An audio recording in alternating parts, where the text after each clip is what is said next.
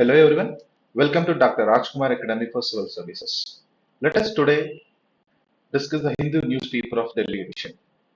The first article that we are going to discuss about the Manipur remains tens as thousands flee to safer areas. This particular topic comes under your GS3. It is about internal security matter. You know about the violence prevailed in the state of Manipur regarding the issue between the ethnic group. So more number of people are like fleeing from that particular state into the neighboring northeastern states because they want to evacuate from the conflict zones by their respective governments as well. So in detail that we need to understand what is the background related to this Manipur violence so that it helps us to go ahead with the complete article which is come under the same topic on the daily basis. So the background of this particular is Manipur. It is one of the important northeastern state. There was a prevailing of this violent activity, clashes between different ethnic groups.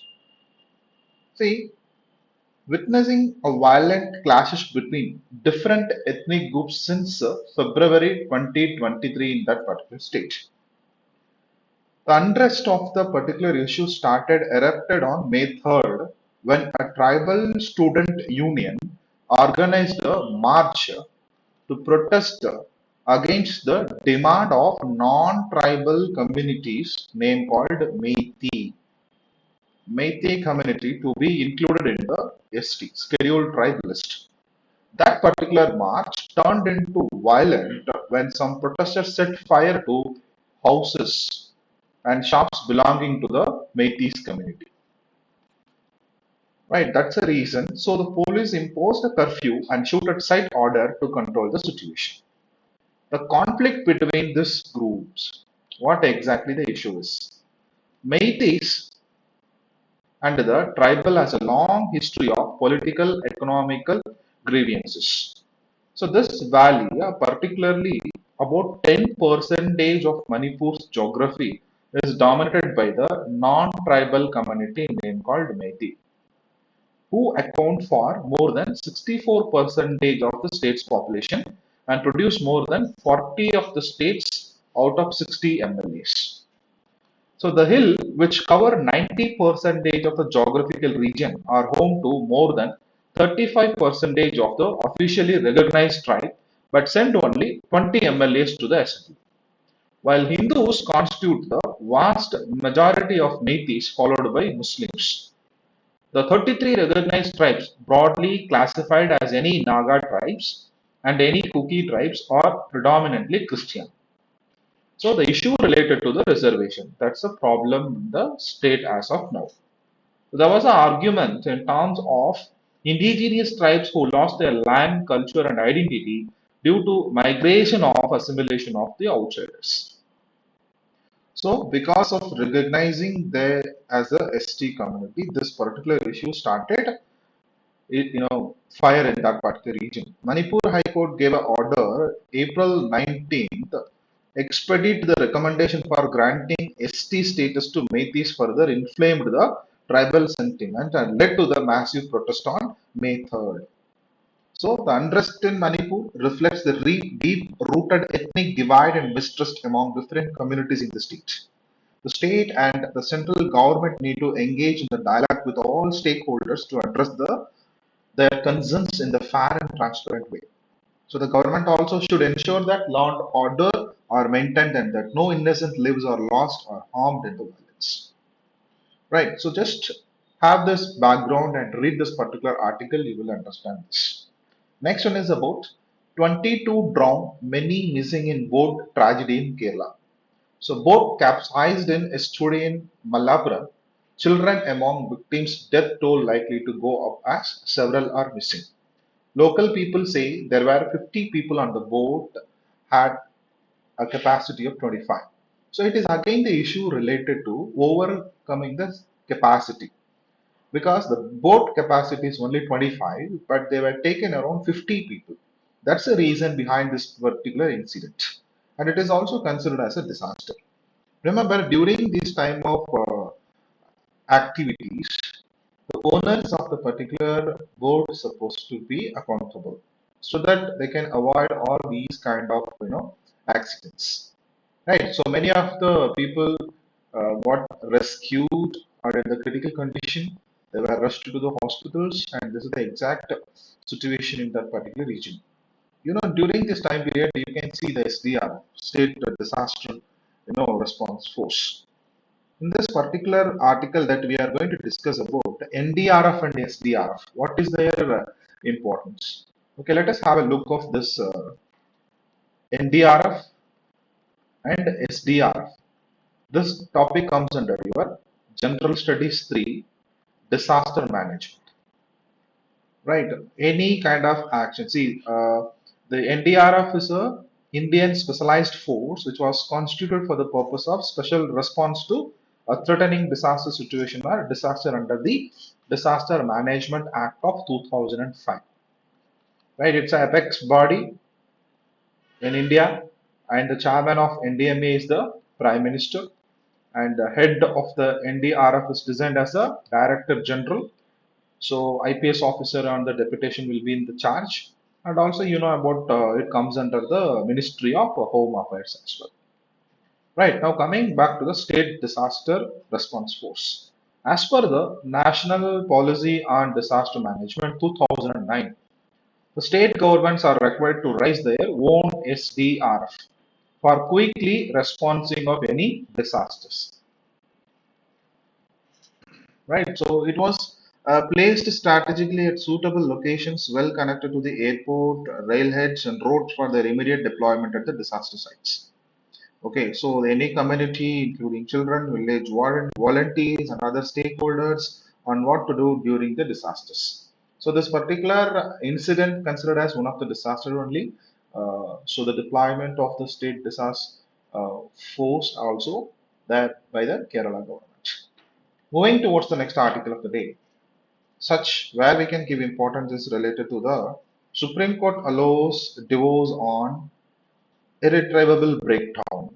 This particular article already we discussed, but we'll go in deep and know few more information regarding the same case. Let us have a look of the article. The share of divorced women who faced sexual abuse from their husbands during marriage was 2 times higher than what currently married women face. In this article, you can see the tables which provide the data about the statistics. The first table studying about experiencing of the violence from the women in terms of emotional, physical, and sexual violence. Currently married 32.2 percentage. So these are all the statistics given in terms of how much percentage got affected due to these issues. Table 2 stating about experiencing violence during the pregnancy time period. Third table is about marital control by husband. Table 4 women's employment status. Table 5 freedom of movement. Table 6 is about women's access to money. Just have a look of it so that it is easy for you to understand the trend, what exactly happening in our country in terms of the women violence. Let us have a brief idea regarding this topic. Remember, this topic comes under your General Studies 2, Indian Polity.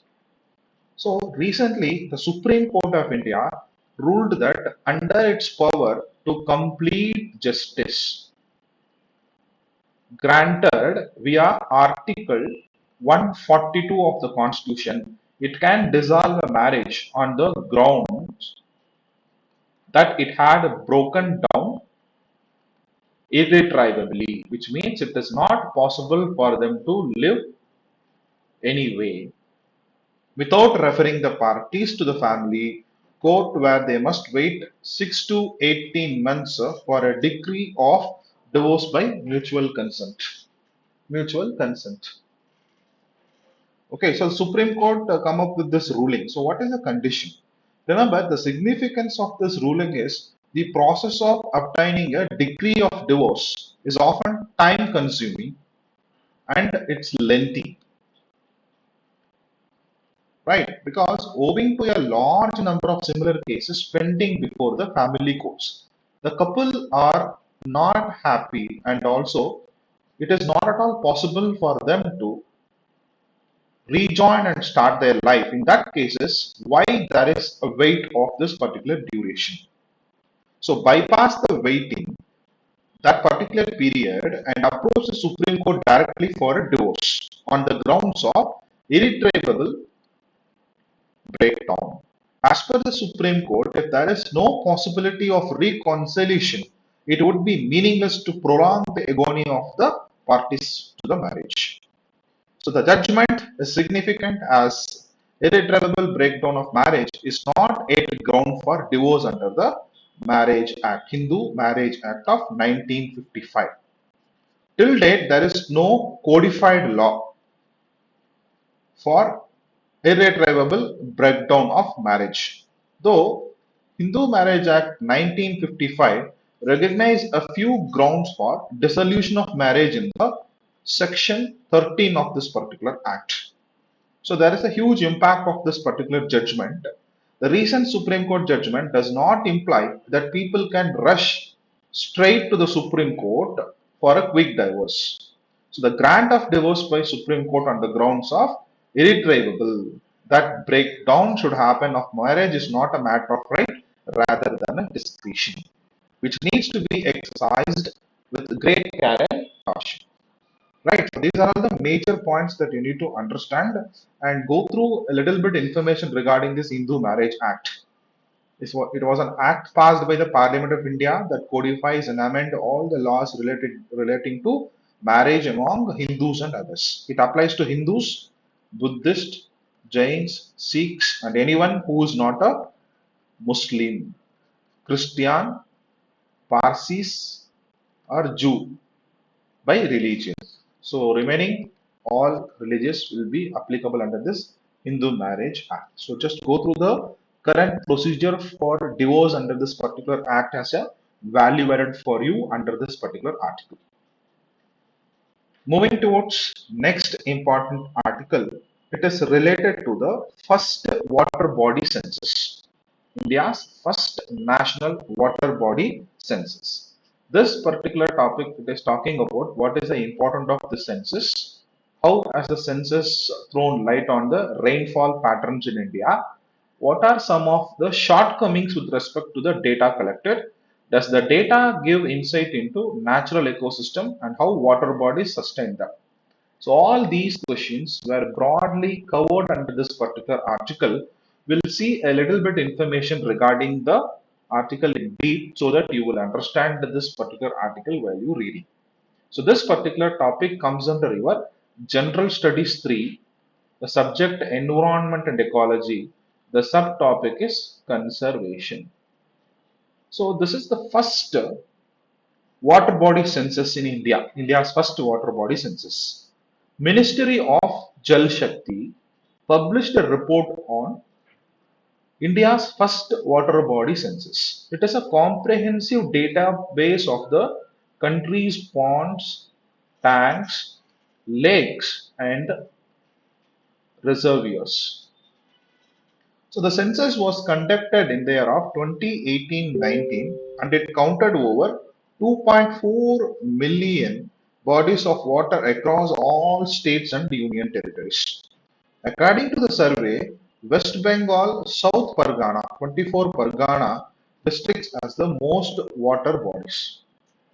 Remember the count of this around 3.55 lakh in the country. And the district is followed by Andhra Pradesh, Anantapur, which used to have 50,537, and West Bengal, Howrah, which has around 30,301. So, what is meant by water body? Water bodies are defined as all natural or man-made units bounded on all sites with some work used for storing the water for irrigation purpose or other purposes such drinking, domestic use, industrial, religious, and groundwater recharge. So, water bodies are commonly classified into tanks, reservoirs, lakes, ponds, etc.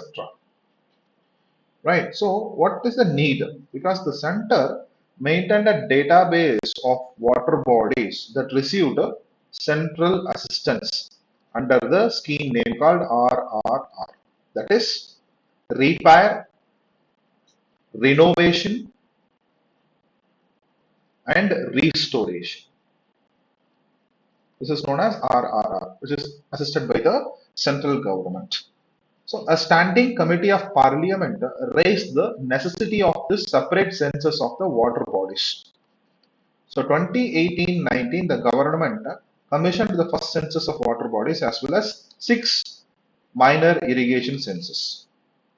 Okay, the significance it is about to know the ecological, cultural, economic, climate change, disaster management significance of the water bodies. So as per the census, you just go through the statistics from this particular article. Apart from that, the schemes of India, government schemes related to the water conservation. One is Jal Shakti Abhiyan, Atal Bhujal Yojana, National Water Mission, Pradhan Mantri Krishi Sinchai Yojana. These are all the value added. Just go through these schemes and about the importance to conserve the water for that particular conservation. What are the schemes given by the government of India? Consider this as your value added for this particular article. Moving towards the next important article related to the Dalit conversion.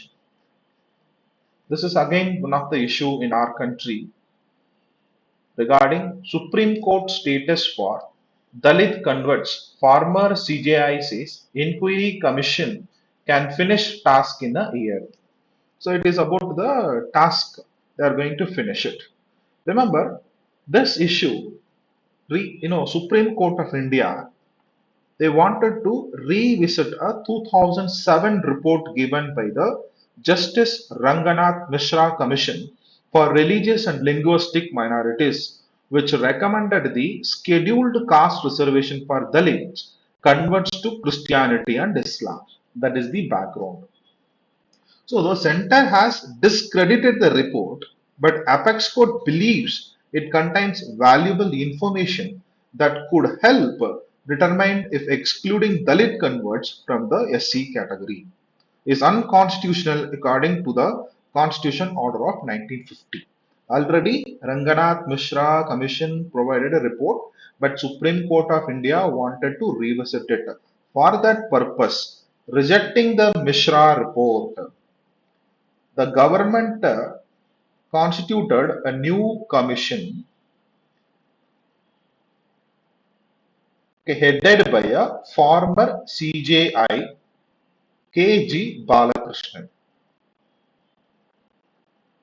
So, giving it 2 years of time to prepare a report on question granting the scheduled caste status to a new person who have historically belonged to the scheduled caste but have converted to religion other than Hinduism, Buddhism, and Sikhism. For rejecting the report, the center has argued that Dalits who converted to Christianity or Islam to overcome the burdens of caste cannot claim reservation benefits enjoyed by those who chose to stay back in Hindu religious system.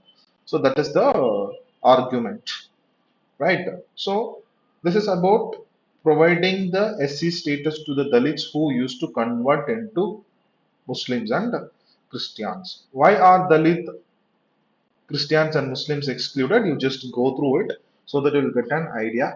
So, about value added, I'll tell you where you can give more focus. You just go through the key highlights of Ranganath Mishra report and about what is included in the constitution related to this particular issue, because constitution schedule caste order of 1950 you can go through, and about Keka Kelkar Commission in the year of 1955. Then finally you just go through about why there was a exclusion of Dalit Christians and Muslims. So just go through all this as a value added for this particular article. So in 1 year, this particular commission is going to submit the report. Right. Next important article related to Japan, South Korea.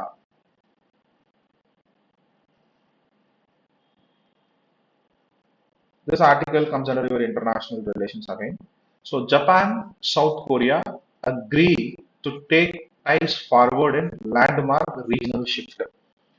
Simple, about Japan and South Korea agreed to take forward ties and move past the lingering historical disputes, pledging to transform a relationship that could have broad implications for the region.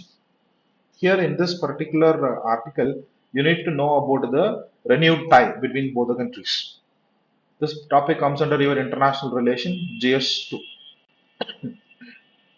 So Japan and South Korea, both countries agreed to resume their regular visits between their leaders and take steps to resolve a trade dispute between both the countries.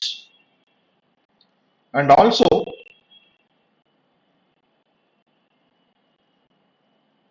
highly anticipated summit in Tokyo in Japan's Prime Minister called a big step.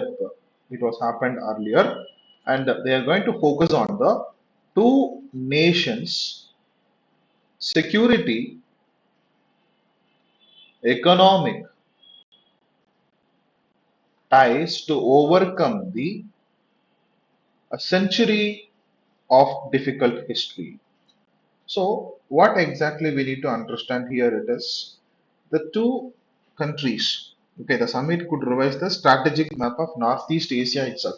The two US allies country who have long often been at odds over their history are seeking to form a united front driven by shared concerns about restrictive North Korea and more powerful China.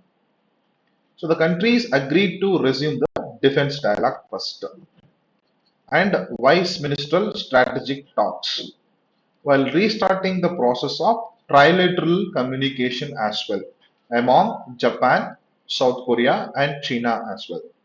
So, the ever escalating threat of North Korea's nuclear missile program poses a huge threat to the peace and stability in the region of East Asia, but also to the international community as well. Right? So, Japan effectively colonized the Korean Peninsula between 1910 and 1945. It is about the long standing territorial dispute over a group of islands which is controlled by South Korea and claimed by Japan. That's the reason there is no kind of relationship between these two countries, but now they are resuming the ties, and we need to look forward what will happen. While Japan increasingly bolstered defense ties with UK, Australia, India, and the Philippines, challenging in Japan-South Korea relations also. Right. So you just go through this article and read regarding what exactly the impact to the India. So these are all the important articles that today as a brief. Apart from that, other few articles are there. I'll just give you the gist. You can go through it. ISRO, Indian Space Research Organization, to start online training program for the college students. Okay, which is known as START, Science and Technology Awareness Training. It is aim at postgraduate and final year undergraduate students in terms of physical science and technology. Right. So it is about providing training from ISRO to the college students who are in the masters as well as the final year degree. This topic comes under your GS3 Science and Technology, and subtopic is Space Technology. And here again, it is about the Manipur violence. Already I told you what exactly is happening. Supreme Court going to hear the plea for SIT probe, Special Investigation Team probe into the Manipur violence today. Government mulls over all women marching contingents banned for R-Day parade. The center is looking to have all women marching and ban contingents, tablets and other performance at the Republic Day Parade 2024 on Kartavya Path. You know about R-Day Parade, next year the central government is looking to have all women parade. So just go through this article. This article comes under your general studies 1, Indian society, under women empowerment, and general studies 2 as well. Okay, fresh data, Regix drag down 2022-23 export import tally by 3 billion US dollar. This particular article comes under your GS3, Indian economy, imports and exports. Just go through this article about the percentage increase and what is the exact status of imports and the exports in India. So these are all the important topics that you guys need to give attention, and just go through all the articles in brief, whatever I explained today, and have notes on value added points as well. It helps you to overcome for the next day newspaper if the topic comes under the same, right? So stay tuned. See you tomorrow. Thank you. Bye bye.